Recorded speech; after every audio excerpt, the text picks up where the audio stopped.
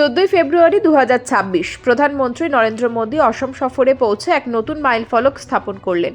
ডিব্রুগড়ের মোরান বাইপাসে দেশের প্রথম emergency landing facility উদ্বোধন করা হলো।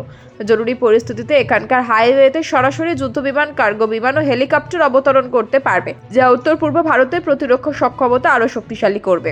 একই দিনে প্রধানমন্ত্রী গুয়াহাটির লচিত ঘাটে 5,450 কোটি টাকার উন্নয়ন প্রকল্পের উদ্বোধনও করেন। একই দিনে প্রধানমন্ত্রী নরেন্দ্র মোদী গুয়াহাটি শহরে লচিত ঘাট 5,450 কোটি টাকার বিভিন্ন উন্নয়ন প্রকল্পের শুভ সূচনা করেন। পাশাপাশি তিনি ব্রহ্মপুত্র নদের উপর সদ্য নির্মিত কুমার ভাস্কর কর্মা সেতু ঘুরে দেখেন, যা ওই অঞ্চলে যাতায়াত ব্যবস্থায় যুগান্তকারী পরিবর্তন আনতে চলেছে।